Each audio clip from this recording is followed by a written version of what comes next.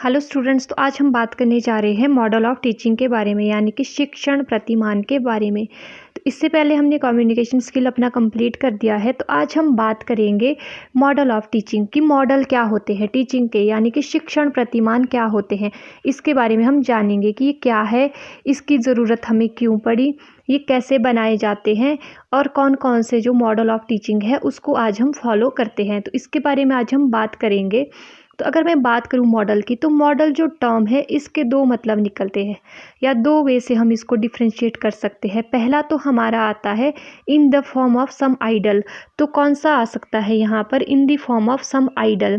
तो आइडल्स क्या होते हैं हमारे, आइडल्स जो आप आदर्श मानते हैं जिनको अपना, ठीक है, वो हो गया आपका एक तो आइडल की तरह हो गए। सेकंड आप बात करते हैं a short form of an object. क्या बात करेंगे हम, शॉर्ट फॉर्म ऑफ ऑब्जेक्ट, ठीक है, किसी ऑब्जेक्ट का एक सूक्ष्म रूप या हम बोल सकते हैं एक छोटा रूप, तो उसको भी हम क्या कहते हैं, मॉडल कहते हैं। जैसे आप सभी को पता है कि जब हम घर बनाते हैं तो घर बनाने से पहले उसका हम एक मॉडल तैयार करते हैं, है ना। उसी तरह क्या होता है कि एजुकेशन की फील्ड में भी टीचर के पास एक ब्लूप्रिंट होता है, उसके अंदर कुछ एक एलिमेंट फिक्स्ड होते हैं, है ना। पढ़ाने से लेके कि क्या पढ़ाना है, किस चीज़ पर फोकस करना है, बच्चों को कैसे इन्वॉल्व करना है, या जो हमारा मॉडल है उसका क्या गोल है, क्या क्या इसके अंदर ऑब्जेक्टिव्स रहेंगे। तो ये सारे ही क्या आ जाते हैं, मॉडल ऑफ टीचिंग के अंदर चीज़ें आ जाती है। अगर सिंपल टर्म में मैं आपको एक एग्जांपल और दूं, तो एक तरह मॉडल क्या होता है, एक तरह का ऐसा छोटा ऑब्जेक्ट होता है जो कि प्रिपेयर करते हैं एक्चुअल में उस चीज़ को बनाने से पहले। जैसे क्या कर सकते हैं, जैसे कोई इंजीनियर होता है तो उसको एक डैम बनाना है, तो उस डैम बनाने के लिए वो क्या करता है, सबसे पहले तो वो एक आउटलाइन को प्रिपेयर करता है, स्मॉल मॉडल प्रेजेंट करेगा उस डैम का एक्चुअल वर्क करने से पहले। उसमें वो देखेगा क्या ये फिक्स होगा, नहीं होगा, इसमें क्या कमी रह रही है, क्या इसमें और क्या क्या हमने ऐड करना है। तो ये सारी चीज़ें क्या हो जाती है, एक मॉडल बनाने से पहले देखी जाती है। तो उसी तरह शिक्षा के क्षेत्र में भी क्या होता है कि बच्चों के लिए जब हम मॉडल बनाते हैं तो उस मॉडल को बनाने से पहले हम क्या करते हैं, एक तरह का फ्रेमवर्क करते हैं। ये कच्चा काम करेंगे, देखेंगे कि हमने इसके अंदर क्या क्या चीज़ें फिक्स करनी है, किस तरह से हमने अपनी टीचिंग को इफेक्टिव बनाना है, बच्चों को कैसे इसमें इन्वॉल्व करना है। जब हम ये सारी चीज़ें देख लेते हैं तो उसके बाद ही हम क्या करते हैं, एक मॉडल को बनाते हैं। चलिए फिर स्टार्ट करते हैं। आई थिंक आपको पूरा जो हम इसके अंदर पढ़ेंगे उससे रिलेटेड कंसेप्ट क्लियर हो चुका होगा कि आपने इसके अंदर क्या क्या चीज़ों को पढ़ना है। वैसे तो आपने पहले भी पढ़ा होगा अपने बीएड कोर्सेज के दौरान। तो चलिए फिर स्टार्ट करते हैं। मॉडल क्या होता है, model of teaching are designs to provide a framework for a educator to organize their instructional strategy and enhance the learning experience of their student. तो ये क्या होता है, एक तरह का ये शिक्षक के मॉडल को हम क्या कहते हैं, शिक्षकों को अपनी निर्देशात्मक रणनीतियों को व्यवस्थित करने और अपने छात्र के सीखने के अनुभव को बढ़ाने के लिए एक रूपरेखा प्रदान करने के लिए डिज़ाइन किए गए हैं। तो मॉडल्स का क्या काम होता है, इनको डिज़ाइन करा जाता है जिससे कि जो एजुकेटर है उसको जो अपनी इंस्ट्रक्शनल स्ट्रेटेजीज़ है, यानी कि निर्देशात्मक रणनीतियाँ हैं, वो कैसे उसने इम्प्लीकेट करनी है क्लासरूम के अंदर, और उसके जो लर्निंग एक्सपीरियंस है स्टूडेंट के साथ उसको कैसे एनहांस करना है। फॉर एग्जाम्पल, आपको क्लासरूम में जाकर बच्चों को कुछ चीज़ पढ़ानी है, आप लोगों ने बच्चों को पढ़ाना है प्लैनेट्स के बारे में, है ना, ग्रहों के बारे में। तो आप क्या करोगे वहाँ पर, सबसे पहले तो आप क्या करोगे, इंस्ट्रक्शनल स्ट्रेटेजी बनाओगे कि आप एक मॉडल के अंदर आप अपने ग्रहों को फिक्स करोगे कि यहाँ पर ये ग्रह है, ये ग्रह है, आपको इस तरह से इसको पढ़ाना है और इस तरह से आपने बच्चों को इसमें इन्वॉल्व करना है। तो वो क्या होगी, आपकी इंस्ट्रक्शनल स्ट्रेटेजी हो गई। And enhance the learning experience of their student, और अपने बच्चों के जो लर्निंग एक्सपीरियंस है उसको एनहांस करना है। तो वो कैसे करोगे, आप उसमें कुछ एक क्वेश्चंस को रखोगे कि इस टाइम पे मुझे बच्चों से ये क्वेश्चन पुट करना है क्लासरूम के अंदर जाकर। तो वो क्या हो गया, आपका एक पूरी तरह से एक मॉडल बनकर तैयार हो गया। नेक्स्ट अगर हम बात करें इसकी डेफिनेशन की, तो डेफिनेशन जो हम लेते हैं वो हम लेते हैं अकॉर्डिंग टू जॉयस एंड वेलिस। अगर हम जॉयस एंड वेल की बात करें तो इनके अकॉर्डिंग क्या है मॉडल ऑफ टीचिंग, तो a model of teaching is a plan और pattern that can be use to shape curriculum, to design instructional material and go guide instruction in the classroom and other setting. तो teaching model एक पद्धति या योजना होता है जिसका उपयोग पाठ्यक्रम का निर्माण करने, अनुदेशन सामग्री निर्मित करने तथा कक्षा और अन्य वातावरण के अनुदेशन को निर्देशित करने के लिए किया जाता है। तो ये डेफिनेशन किसने दी थी? ये डेफिनेशन दी थी जॉयस एंड वेल ने। और जॉयस एंड वेल ने ही क्लासिफाई किया था करिकुलम को। उनके अकॉर्डिंग करिकुलम उनके अकॉर्डिंग क्या था, जो हमारे मॉडल ऑफ टीचिंग है उनके अंदर क्या क्या चीज़ें आनी चाहिए। तो इसलिए इन्होंने कुछ एक इसकी टाइप्स की भी बात की थी, और इन्होंने जिन टाइप्स की बात की थी वो बहुत ज़्यादा मोस्ट एक्सपेक्टेड है, या मोस्ट हम उसको मान सकते हैं कि आजकल हम उसी को ही फॉलो करते हैं। तो उसके बारे में हम एंड में बात करेंगे। तो पहले हम नॉर्मली अभी समझेंगे कि मॉडल क्या होते हैं। ठीक है, तो अब आपको पता चल गया होगा कि मॉडल क्या होते हैं। ठीक है, अब हम बात करेंगे कि क्यों मॉडल का यूज़ किया जाता है, या पर्पस ऑफ मॉडल क्या होते हैं, टीचिंग के अंदर मॉडल्स बनाना क्यों ज़रूरी है, शिक्षण प्रतिमान से क्या क्या हम कर सकते हैं, या क्यों इसकी ज़रूरत पड़ती है क्लासरूम के अंदर हम लोगों को। ठीक है, जब हम इसकी बात करते हैं, पर्पज़ की बात करते हैं, तो सबसे पहला जो हमारा पर्पज़ आ जाता है वो आ जाता है हमारा improvement in teaching. Improvement in teaching का मतलब क्या हो गया यहाँ पर, जब हम अपनी टीचिंग को इम्प्रूव करने के लिए करते हैं। टीचिंग के अंदर क्या आ सकता है हमारा, कि हमें किस तरह से बच्चों को पढ़ाना है। एक साइंटिफिक अप्रोच हमने यहाँ पर लगाई है कि एक साइंटिफिक अप्रोच से हमने बच्चों को पढ़ाना है, और साथ ही साथ कैसे हम उनको और ज़्यादा एनहांस कर सकते हैं उनकी टीचिंग्स को। ये सारी चीज़ें हम यहाँ पर देखेंगे। अपने ऑब्जेक्टिव्स को हमें कैसे फ्रेम करना है, वो सारी चीज़ें हम इम्प्रूवमेंट इन टीचिंग के अंदर देखते हैं। फिर है डेवलपिंग करिकुलम। अब क्या है, पाठ्यक्रम का विकास। अब शिक्षा के विभिन्न स्तरों पर विभिन्न पाठ्यक्रमों के लिए पाठ्यक्रम तैयार करने में मदद करता है। देखो कैसे क्या होगा, जैसे बच्चे होंगे, फॉर एग्जांपल आपका स्कूल लेवल पे जो करिकुलम बनेगा वो थोड़ा अलग होगा, फिर कॉलेज लेवल पे जो करिकुलम बनेगा वो अलग होगा। तो उसको तैयार करने के लिए क्या होगा, आपके पास एक तरह से आपके पास एक मॉडल होना चाहिए पहले तो, कि आपने क्या पढ़ाना है। मान लो 10th तक का आपने बच्चों को कितना लेवल तक का चीज़ें करवानी है, तो उसका एक सैंपल पहले बनाना है, मॉडल बनाना है। और उसके बाद +1 2 में आपको उसी ही में जो उन्होंने पढ़ा है उसमें और चीज़ें ऐड करनी है। तो उसके लिए भी आप क्या करोगे, एक ब्लूप्रिंट तैयार करोगे। तो पाठ्यक्रम के विकास के लिए भी क्या करेगा, एक तरह से आपका जो मॉडल है वो हेल्प करेगा। ठीक है, और इसी के साथ क्या होता है, जब हम एक मॉडल बनाते हैं तो उसके बाद हमें पता चलता है कि हमारे जो उद्देश्य है वो पूरे होंगे या नहीं होंगे, या हमें इसको कैसे इम्प्लीकेट करना है। फिर है आपका गाइडेंस। तो गाइडेंस का भी वही मतलब हो गया कि जब आप पाठ्यक्रम बना रहे हैं तो आप उसमें देखेंगे कि ये वैज्ञानिक तरीके से बना है ना, यानी कि यहाँ पर साइंटिफिक अप्रोच लगी है हमारी, या जो पाठ्यक्रम है वो बच्चों के इंटरेस्ट के अकॉर्डिंग है ना, उनके अंदर मॉडिफिकेशन बिहेवियर, उनका बिहेवियर में उनके मॉडिफिकेशन करेगा या नहीं करेगा, या ये एक तरह से हमारे गोल जो है हमारे उनको फुलफ़िल करेगा या नहीं करेगा। तो इस तरह से हम देखेंगे, और साथ ही साथ हम ये भी देखेंगे कि टीचर और स्टूडेंट का रिलेशन इससे अच्छा होगा या नहीं होगा, या जो हमारे इंस्ट्रक्शन है वो फुलफ़िल होंगे या नहीं होंगे। तो ये सारी चीज़ों की गाइडेंस हमें कौन प्रोवाइड करता है, मॉडल। फिर है आपका स्पेसिफिकेशन ऑफ इंस्ट्रक्शनल मटेरियल। अब है शिक्षण सामग्री की विशिष्टता। अगर हम बात करें इसमें शिक्षण सामग्री की विशिष्टता की, तो यहाँ पर क्या होता है, यहाँ पर हम देखते हैं कि जो बच्चों के अंदर है हम जो परिवर्तन लाना चाहते हैं ना, एक टीचर को उससे पता चलेगा कि वो ऐसे कौन कौन से सामग्री का यूज़ कर सकता है अपनी टीचिंग के दौरान, जिससे जो बच्चों को है वो चीज़ें समझ आ जाए और उनके मॉडिफिकेशन का उनका जो बिहेवियर है उसमें चेंज आ जाए। ठीक है, तो ये सारी चीज़ें हमें कहाँ से पता चलती है, टीचिंग मॉडल से पता चलती है। और इसके साथ साथ आपके और भी बहुत सारी ये चीज़ें यहाँ पर इंक्लूड हो सकती है, जैसे कि help to modify teaching strategies. अब टीचर को भी हेल्प करेगा कि वो कैसे मॉडिफाई कर सकता है अपनी टीचिंग स्ट्रेटजीज़ को, है ना। और साथ साथ में ये बच्चों के बिहेवियर को भी चेंज कर सकता है। और इसके साथ साथ हमारे अगर हम बात करें तो स्टूडेंट के इंटरेस्ट को भी इंक्रीज़ करा सकता है। और साथ ही साथ यहाँ पर बच्चे जो है वो क्या कर सकते हैं, एक तरह से कंसंट्रेशन भी पे कर सकते हैं अपना ना, प्रैक्टिस करके चीज़ों को सीख सकते हैं, बहुत ज़्यादा अटेंटिव फील कर सकते हैं। तो ये बहुत सारे हमारे पर्पज़ हो सकते हैं, कारण हो सकते हैं। कई बार बच्चे क्या कर देते हैं, लैक कर देते हैं अपनी टीचिंग के अंदर, तो उनकी जो लैकनेस है या उनका जो कुछ स्तर कम रह गया है शिक्षा में, उसको बढ़ाने के लिए हम क्या करते हैं, मॉडल ऑफ टीचिंग का यूज़ करते हैं। तो आई होप आपको यहाँ तक पूरा समझ आ गया होगा। नेक्स्ट है हमारा एलिमेंट ऑफ टीचिंग मॉडल। अब है कुछ एक टीचिंग मॉडल के तत्व भी तो होते हैं। अब हमने मॉडल बना दिया, तो मॉडल तो पहले हमें पता चल गया कि मॉडल क्या है, फिर हमें पता चला कि इसकी ज़रूरत क्यों होती है। तो इसकी ज़रूरत बहुत सारी चीज़ों में होती है, जैसे कि हमने शिक्षण सामग्री को बनाना है, या गाइडेंस के लिए भी होती है, शिक्षा में सुधार के लिए होती है, शिक्षण में सुधार के लिए होती है। तो अब हमें पता तो होना चाहिए कि ये मॉडल बनेगा कैसे हमारा, ये चीज़ें तो हमें पता है। तो अब मॉडल बनाने के लिए हमें कुछ एक चीज़ों को ध्यान में रखना पड़ता है, या कुछ एक ऐसे तत्व होते हैं जिनको हमें ध्यान में रखकर ही अपना मॉडल बनाना पड़ता है। तो इसके अंदर आपके मुख्यतः 6 चीज़ें आती है, तो देखते हैं वो कौन कौन सी है। पहला आपका फोकस है, फिर आपका सिंटैक्स है, फिर सोशल सिस्टम है, फिर प्रिंसिपल ऑफ रिएक्शन है, फिर सपोर्ट सिस्टम है, एंड फिर आपका एप्लीकेशन एंड यूज़ है। ठीक है, यूज़ आना था यहाँ पर। ठीक है, एप्लीकेशन एंड यूज़ है। तो अब हमने ये देखना है कि फोकस क्या है। अब फोकस का मतलब क्या होता है, उद्देश्य। उद्देश्य तो ये क्या है, एक तरह का केंद्र बिंदु है, यानी कि सेंट्रल पॉइंट है आपका। तो यहाँ पर आप क्या करोगे, यहाँ पर आप सबसे पहले ये देखोगे कि आपने बच्चों को क्या पढ़ाना है।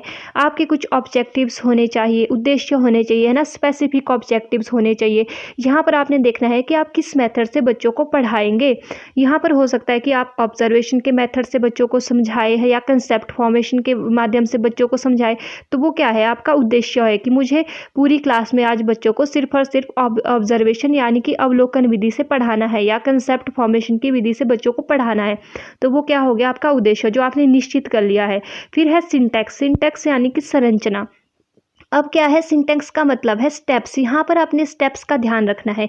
स्टेप्स का मतलब क्या हो गया कि स्टेप्स में आपने देखना है कि आपने फर्स्ट क्या पढ़ाना है बच्चों को, फिर सेकेंडली आपको क्या पढ़ाना है, फिर थर्डली आपको क्या पढ़ाना है। तो इस तरह से क्या होता है, यहाँ पर एक सिस्टमेटिक वे में चीज़ें चलती है कि आपने बच्चों को पहले कैसे पढ़ाना है, किस तरह से आपने जो आपने इंस्ट्रक्शन ऑब्जेक्टिव्स बनाए हैं उसको फुलफिल करने के लिए यहाँ पर चीज़ों को रखना है, बच्चों को कैसे यहाँ पर इन्वॉल्व करना है, या बच्चों के साथ कैसे इंटरेक्ट करना है। तो ये आपने क्या कर दिया, तरह का सोशल सिस्टम बना दिया कि पहले जाकर आपको एक डेफिनेशन बतानी है, फिर आपको टाइप्स बतानी है, और उसके बाद आपको अपना मॉडल शो करना है ताकि जो बच्चे हैं वो उस चीज़ को देख सके। ठीक है, फिर है आपका सोशल सिस्टम। अब सोशल सिस्टम का मतलब है सामाजिक प्राणी।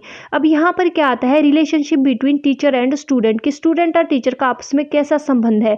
अब बच्चे और स्टूडेंट का एक क्लासरूम में कैसा संबंध हो सकता है, या तो टीचर यहाँ पर क्या होगा, बहुत ज़्यादा स्ट्रिक्ट होगा, या बहुत ज़्यादा ही बच्चों के साथ फ्रेंडली होगा। तो दो ही तरह का रिस्पॉन्स यहाँ पर आ सकता है। तो सोशल सिस्टम के अंदर हमारा मोस्टली यही आता है कि हम बच्चों को कैसे अपने साथ यहाँ पर इन्वॉल्व करें और उनके बिहेवियर को कैसे मॉडिफाई करें। तो यही चीज़ हमारी आ जाती है सोशल सिस्टम में। फिर है नेक्स्ट आपका प्रिंसिपल ऑफ रिएक्शन, यानी कि प्रतिक्रिया का सिद्धांत। प्रिंसिपल ऑफ रिएक्शन और प्रतिक्रिया। प्रतिक्रिया यहाँ पर किसकी होगी, जब हम प्रिंसिपल की बात करते हैं तो जो बच्चे आपसे क्वेश्चन पूछेंगे उस मॉडल से रिलेटेड या उस कंसेप्ट से रिलेटेड, तो टीचर उस टाइम पे कैसे रिएक्ट करेगा, बच्चों के जो क्वेश्चन पूछे गए हैं उसका आंसर कैसे देगा, फ्रेंडली देगा या बहुत ज़्यादा डेमोक्रेटिक रहेगा वहाँ पर।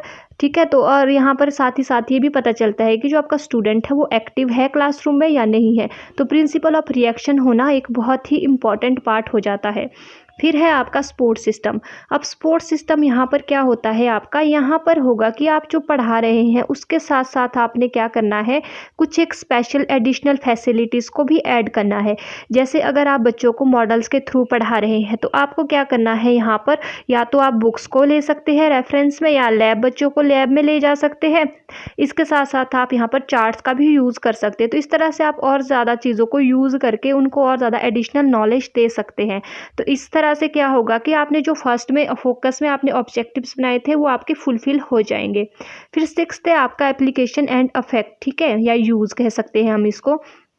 इसके अंदर क्या आता है, इसके अंदर आता है कि जो पढ़ाया है बच्चों को उसको वो रियल लाइफ में कैसे इम्प्लीकेट करते हैं, या कैसे अपनी डेली लाइफ में उसका उपयोग करते हैं, उसका यूज़ कैसे करते हैं। तो आई थिंक आपको पूरा समझ आ गया होगा। फोकस के अंदर आता है कि हमारा जो ऑब्जेक्टिव है, सिंटेक्स के अंदर आ जाता है कि हमने कैसे उस ऑब्जेक्टिव को फुलफिल करना है, उसके लिए एक स्टेप वाइज अप्रोच हमारी होनी चाहिए। फिर हमने बात की सोशल सिस्टम की। अब बच्चों के साथ हमारा कैसा रिलेशन है क्लास में, बच्चों को हम फ्रेंडली बात करें या डेमोक्रेटिकली हम बच्चों के साथ वहाँ पर रह रहे हैं। फिर है आपका प्रिंसिपल ऑफ रिएक्शन। अब बच्चों ने जब चीज़ें समझ ली तो उसके बाद वो आपसे क्वेश्चन भी तो पूछेंगे, तो उस टाइम पे आप बच्चों के साथ कैसे बिहेव कर रहे हैं। फिर है सपोर्ट सिस्टम। अब आप साथ ही साथ में जो आपने मॉडल्स ले गए थे या कोई भी चीज़ आप क्लास में पढ़ाने के लिए ले गए थे, तो उससे क्या होगा, उसमें आपने कुछ एक एडिशनल चीज़ें ऐड कर देनी है, जैसे चार्ट का यूज़ कर दिया, ब्लैक बोर्ड का यूज़ कर दिया। ठीक है, इस तरह की चीज़ें आपने वहाँ पर यूज़ करनी है। फिर है एप्लीकेशन एंड यूजेज, यानी कि अब आपने इसको अप्लाई करना है रियल लाइफ में, यानी कि हम देख सकते हैं कि जो अभी तक हमने बच्चों को समझाया वो उसको रियल लाइफ में कैसे इम्प्लीकेट करते हैं या कैसे उसको रियल लाइफ में यूज़ करते हैं। तो आई थिंक आपको ये वाला कंसेप्ट भी समझ आ गया होगा। नेक्स्ट अब हम बात करेंगे quality of a good model of teaching. अभी तक हमने बात की थी कि मॉडल क्या होता है ना, कैसे बनता है। अब कुछ एक क्वालिटीज़ भी तो होनी चाहिए। हमने मॉडल चलो बना दिया, मॉडल के अंदर कुछ एक चीज़ें भी तो होनी चाहिए जिसके बेसिस पर हम कह सकते हैं कि एक अच्छा मॉडल है। तो उसके अंदर बहुत सारी हमारी चीज़ें आ जाती है। तो वो कौन कौन सी आती है? पहला है गोल ओरिएंटेड। गोल ओरिएंटेड का मतलब है कि इसका कुछ ना कुछ उद्देश्य होना चाहिए। जब हम मॉडल बनाते हैं तो उसका एक हमारा गोल होना चाहिए, लक्ष्य होना चाहिए कि at the end of this chapter कि मुझे क्या अचीव करना है, बच्चों के अंदर मुझे किस तरह के परिवर्तन लाने हैं। जैसे मैंने अगर आपके लिए एक प्रेजेंटेशन बनाई है तो मेरा क्या अंत में गोल रहेगा कि आपको ये पूरा कंसेप्ट अच्छे से समझ आ जाना चाहिए। तो ये क्या है? मेरा एक गोल ओरिएंटेड एक कंटेंट हम आपको प्रेजेंट करेंगे, तो वो हो गया आपका गोल ओरिएंटेड। फिर है आपका बेसिस और प्रिंसिपल। अब प्रिंसिपल कैसे हो सकते हैं? ये किसी ना किसी फिलॉसफी के बेस पर हो सकता है, किसी ना किसी साइकोलॉजी के बेस पर हो सकता है। तो आपका किसी ना किसी सिद्धांत के ऊपर ही आपका जो है वो आपका मॉडल बनता है। जैसे कि कंसेप्ट अटेनमेंट जो मॉडल है वो क्या है? कंसेप्ट अटेनमेंट मॉडल किस पर फोकस करता है? वो आपके फोकस करता है इंफॉर्मेशन प्रोसेसिंग मॉडल के ऊपर।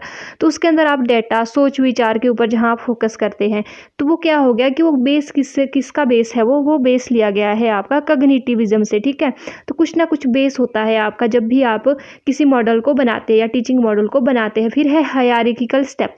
अब जब आप मॉडल बनाते हैं तो वहाँ पर मल्टीपल स्टेप्स होते हैं आपके।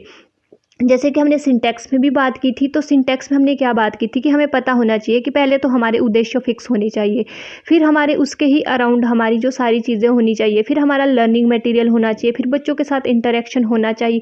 तो ये सारी क्या है? एक हायरार्किकल स्टेप्स है, यानी कि सीरियल वाइज स्टेप है कि एक स्टेप के बाद ये स्टेप होना ज़रूरी है। फिर है स्पेसिफिक ऑब्जेक्टिव। अब सब स्पेसिफिक ऑब्जेक्टिव्स का मतलब क्या है कि हमारे कुछ एक स्पेसिफिक उद्देश्य होते हैं कि हमने एट द एंड में ये समझाना है बच्चों को। जैसे कि आज मैंने टॉपिक आपको पढ़ाया मॉडल ऑफ टीचिंग, तो मेरा क्या होगा? एक स्पेसिफिक ऑब्जेक्ट कि आपको पता होना चाहिए at the end of this video कि आपको ये पता होना चाहिए कि स्पेसिफिक ऑब्जेक्ट मेरा जो है वो फुलफिल हो रहा है कि नहीं हो रहा है, आपको मॉडल के बारे में पता चल रहा है कि नहीं चल रहा है। जब मुझे ये पता चल जाएगा कि आपको पूरा ये समझ आ गया है तो क्या हो जाएगा? वो मेरा एक तरह के मेरे जो गोल्स थे वो अचीव हो जाएंगे, यानी कि जो मैंने मॉडल बनाया है वो मेरा क्या है? एक अच्छा मॉडल है। इसके साथ साथ आप यहाँ पर साइंटिफिक प्रोसीजर को भी ध्यान में रख सकते हैं कि हम एक सिस्टमेटिकल तरीके से करना है ना। सेकंड, आप यहाँ पर क्या कर सकते हो? आप यहाँ पे एजम्पशन बेस भी रख सकते हो कि आप एज्यूम कर लोगे कि एट द एंड बच्चों को ये समझ आ जाएगा। तो इस तरह से आप क्या कर सकते हैं? कुछ एक स्ट्रेटजीज को भी यूज़ कर सकते हैं। और आपका जो मॉडल होना चाहिए वो क्या होना चाहिए कि इंडिविजुअल डिफरेंसेस को ध्यान में रखकर बनाना है कि हर एक बच्चों को समझ आए। इसके साथ साथ आप क्या कर सकते हो कि यहाँ पर आप क्या करोगे? फिलॉसफी को भी इंक्लूड करोगे।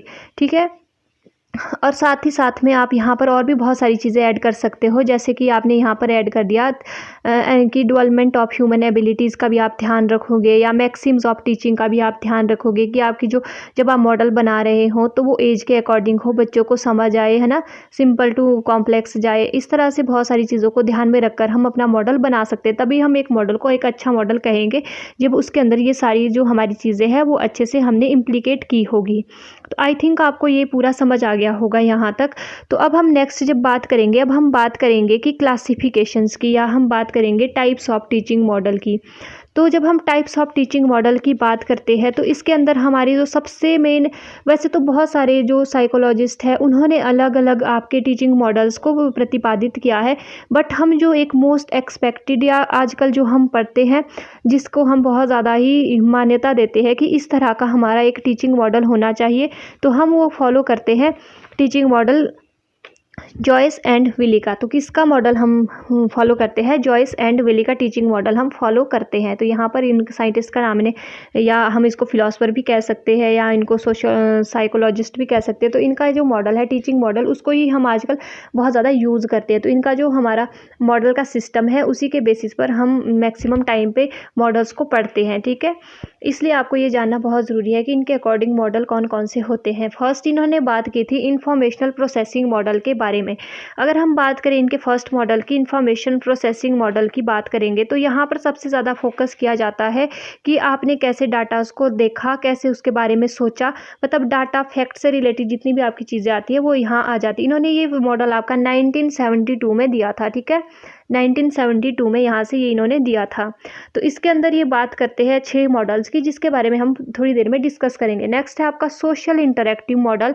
तो इसके अंदर ये बात करते हैं फैमिली की, सोसाइटी की, ठीक है। फिर है पर्सनल डेवलपमेंट मॉडल। इसके अंदर बात करते हैं हमारे पर्सनल एस्पेक्ट जितने भी होते हैं, पर्सनली हम जैसे कि खुद के लिए सोचना हो गया है ना, अपनी क्रिटिकल थिंकिंग को इन्हांस करना, प्रॉब्लम सॉल्विंग एबिलिटी को एनहांस करना, ये सारी चीज़ इसके अंदर आ जाती है। फिर है आपका बिहेवियर मॉडिफिकेशन मॉडल। तो इसके अंदर क्या है कि बिहेवियर कैसे मॉडिफाई करना है, इसके बारे में इन्होंने बात की गई है। बट जो आपके सिलेबस में है, जितना आपको बीएड के लिए रिक्वायर्ड है, वो है आपके सिलेबस में इंफॉर्मेशन प्रोसेसिंग मॉडल। अगर आपको बाकी के मॉडल चाहिए तो उसके रिलेटेड मैं आपके लिए मटेरियल अपने टेलीग्राम चैनल पर डाल दूँगी, ठीक है। आज हम बात करेंगे इंफॉर्मेशन प्रोसेसिंग मॉडल के बारे में, क्योंकि इसके अंदर जितने भी मॉडल है उस वैसे 2 मॉडल की डिस्कशन हमने करनी है। एक है हमारा कंसेप्ट अटेनमेंट मॉडल, दूसरा है एडवांस ऑर्गेनाइजर मॉडल। तो इन्हीं मॉडल की हमने बात करनी है अपने टॉपिक्स में, जो हमारे टॉपिक में सिलेबस में मेंशन किया गया है। बट ये सब पढ़ने से पहले आपको ये तो पता होना चाहिए कि ये मॉडल्स को क्लासीफाई किसने किया है और ये कौन सी क्लासिफिकेशन के अंदर आता है। तो ये इंफॉर्मेशन प्रोसेसिंग मॉडल के अंदर आते हैं। ये किस पे बेस करता है? ये डाटा एंड प्रोसेसिंग पर बेस करता है। ये मैंने आपको थोड़ी देर पहले ही बताया था, डाटा एंड प्रोसेसिंग के ऊपर जो काम करता है ना। और इसके 6 मॉडल की इन्होंने इसके अंदर बात की थी। पहला है इनका इंडक्टिव थिंकिंग मॉडल। अगर हम इंडक्टिव थिंकिंग मॉडल की बात करें तो इसको किसने दिया था? इसको दिया था हिल्डा टाबा ने, ठीक है। किसने दिया था? हिल्डा टाबा भी कहते हैं इनको, ठीक है, हिल्डा टाबा ने दिया था। तो अगर हम इसके गोल की बात करें तो इन्होंने इंडक्टिव की बात की थी कि हमने अपने आप से बिल्ड करना है चीज़ों को, ठीक है। इंडक्ट का मतलब क्या होता है कि हमने खुद से चीज़ों को करना है, यानी कि खुद से अपने रूल्स बनाने हैं, खुद से चीज़ों को समझना है, ठीक है। सेकेंड था आपका इंक्वायरी ट्रेनिंग मॉडल। अगर हम इंक्वायरी ट्रेनिंग मॉडल की बात करें तो ये किसने दिया था? रिचर्ड सचमन ने इसको दिया था। किसने दिया था? ये आपको दिया था रिचर्ड सचमन, ठीक है। रिचर्ड सचमन ने आपके पास इसको दिया था। तो इन्होंने यहाँ पर क्या बात की थी? इन्होंने बात की थी कि एक सिस्टेमेटिक तरीके से हमने इंक्वायरी करनी है चीज़ों की, ठीक है। इंक्वायरी करना क्या हो गया कि किसी चीज़ के बारे में पूरी जानकारी लेना, तो एक सिस्टेमेटिकल तरीके से हमने वो लेनी है। फिर है आपका साइंटिफिक इंक्वायरी मॉडल। अगर हम बात करें इंक्वायरी, पहले वाला भी हमारा इंक्वायरी था तो ये भी इंक्वायरी था, बट जो हमारा इंक्वायरी ट्रेनिंग मॉडल है वो सारे चीज़ों को इकट्ठा करके लिया गया था कि हर चीज़ में हमने इंक्वायरी करनी है। बट साइंस इंक्वायरी मॉडल के अंदर इसमें स्पेशली बात की गई थी एक स्पेसिफिक डिसिप्लिन की, यानी कि डिसिप्लिन क्या हो गया? एक स्पेसिफिक करिकुलम की। डिसिप्लिन का मतलब होता है कि एक सब्जेक्ट, जैसे कि मैं आपको समझाऊँ, जैसे कि अगर हम बात करते हैं साइंस, ठीक है, साइंस, और उसके बाद हम बात करते हैं आर्ट्स, उसके बाद हम बात करते हैं कॉमर्स। तो ये तीनों क्या है? अलग अलग डिसिप्लिन है। तो हर एक डिसिप्लिन में, अलग अलग डिसिप्लिन में हमने क्या करना है? रिसर्च के बेसिस पर सिस्टेमेटिक तरीके से चीज़ों को इंक्वायर करना है। तो इनका क्या कहना था कि एक सिस्टेमेटिक तरीके से हमने क्या करना है? चीज़ों को समझना है और इंक्वायरी करनी है। बट किसके अंदर? स्पेसिफिकली हमने एक डिसिप्लिन की यहाँ पर बात की है। बट इंक्वायरी ट्रेनिंग मॉडल में हम किसकी बात करते हैं? होल डिसिप्लिन की, सारे डिसिप्लिन की, सारी चीज़ों की, जहाँ पर हम अपनी सारी चीज़ों को इंक्लूड कर सकते हैं, ठीक है। अगर हम बात करें इंक्वायरी ट्रेनिंग मॉडल की तो ये किसने दिया था आपके पास? ये आपके पास दिया था जोसेफ जे सहाब, ठीक है, जोसेफ जे सोहाब ने इसको दिया था। नेक्स्ट अगर हम बात करें कंसेप्ट अटेनमेंट मॉडल, जो कि आपके सिलेबस में भी मेंशन किया गया है, कंसेप्ट अटेनमेंट मॉडल। तो जो कंसेप्ट अटेनमेंट मॉडल है ये किसने दिया है? जेरोम ब्रूनर ने, ठीक है, जेरोम ब्रूनर ने दिया है। तो ये बात क्या करते हैं? ये बात करते हैं कंसेप्ट फॉर्मेशन की, कि हमें अपने कंसेप्ट को बिल्ड करना है, रीजनिंग लगानी है हर चीज़ के पीछे, एनालिसिस करनी है हमने चीज़ों की, ठीक है। नेक्स्ट है आपका डेवलपमेंट मॉडल। डेवलपमेंट मॉडल की अगर हम बात करें तो इसको जीन पियाजे ने, है ना, इसके बाद साल्वन ने, एडमन ने, ये सारे बहुत सारे साइंटिस्ट थे जिन्होंने डेवलपमेंट मॉडल के ऊपर फोकस किया था। तो इन्होंने क्या किया था कि हमने क्या करना है? इंटेलेक्चुअल और रीजनिंग और लॉजिक को क्या करना है? इंक्रीज करना है। तो आपको जीन पियाजे से यहाँ से समझ आ जाना चाहिए कि हमने किसकी बात करनी है? रीजनिंग की, लॉजिक की, इंटेलिजेंस की, कि हम अपनी जनरल इंटेलिजेंस को कैसे इंक्रीज कर सकते हैं। लास्ट है आपका एडवांस ऑर्गेनाइजर मॉडल। अगर हम एडवांस ऑर्गेनाइजर मॉडल की बात करें तो ये मॉडल किसने दिया है आपके पास? डेविड आशुबेल ने, ठीक है। ये भी आपके सिलेबस में मेंशन है, डेविड आशु बेल ने, ठीक है। तो इनके अकॉर्डिंग क्या है, इंफॉर्मेशन प्रोसेसिंग कैपेसिटी, ठीक है, जो भी ये बात करते हैं कि हमने जो भी अपनी इंफॉर्मेशन लेनी है उस इंफॉर्मेशन को अपनी कैपेसिटी के बेसिस पर लेना है और मीनिंगफुली उस चीज़ को हमने समझना है। यानी कि मीनिंगफुल पर ज़्यादा फोकस करते थे कि हर चीज़ का मीनिंग हमें पता होना चाहिए कि हम क्यों पढ़ रहे हैं, क्या पढ़ रहे हैं, ये सारी चीज़ें कहाँ आ जाती है, इनके जो हम बात कर रहे थे इनके मॉडल के अंदर आ जाती है। तो हम कल फोकस करेंगे concept attainment model and advance organiser model के ऊपर, क्योंकि ये हमारे सिलेबस में मेंशन किया गया है कि हमें इन दोनों मॉडल के ऊपर ही बात करनी है। बट यहाँ तक पहुँचने के लिए पहले आपको ये तो पता होना चाहिए कि मॉडल होते क्या है ना, मॉडल को बनाने के लिए क्या क्या चीज़ें ज़रूरी होती है। तो ये सारी चीज़ें आपको बहुत ज़रूरी पता होना चाहिए था, तो इसलिए पहले मैंने आपको ये कंसेप्ट क्लियर करवाया। तो लगता है अब आपको पूरा ही कंसेप्ट यहाँ से समझ आ गया होगा। तो अगर आपको इसके अलावा जो मैंने अभी थोड़े और आपको बताए थे, ये आपके social interactive model, personal development model, behaviour modification model, तो इसके अंदर भी बहुत सारे मॉडल्स आ जाते हैं और उनके जो प्रतिपादित है उनके नाम भी आ जाते हैं कि किसने इसको प्रोफाउंड किया है। जैसे कि अगर हम बात करें सोशल इंटरेक्टिव मॉडल, तो यहाँ पर इन्होंने बहुत सारे ग्रुप इन्वेस्टिगेशन मॉडल की, classroom meeting model, social inquiry model, laboratory method, है ना, role playing model, social simulation model, ये सारी इन्होंने यहाँ पर मॉडल्स को प्रतिपादित किया था। अगर हम पर्सनल इन्वॉल्वमेंट मॉडल की बात करें तो यहाँ पर नॉन डायरेक्टिव मॉडल आ जाता है, अवेयरनेस ट्रेनिंग मॉडल आ जाता है, आपका कंसेप्चुअल सिस्टम मॉडल आ जाता है। ये सारे मॉडल यहाँ पर आपके आ जाते हैं, बट ये इतने ज़्यादा ज़रूरी नहीं है क्योंकि हमने फोकस सिर्फ और सिर्फ कहाँ करना है, सिर्फ और सिर्फ हमने फर्स्ट मॉडल पर फोकस करना है, इंफॉर्मेशन प्रोसेसिंग मॉडल, क्योंकि इसके अंदर ही हमारे दोनों मॉडल आते हैं जो हमारे सिलेबस में मेंशन किए गए हैं। तो आई थिंक आपको अब पूरा समझ आ गया होगा। तो मिलते हैं जल्द ही नेक्स्ट टॉपिक में, नेक्स्ट वीडियो के साथ। तब तक के लिए bye bye and thank you for watching.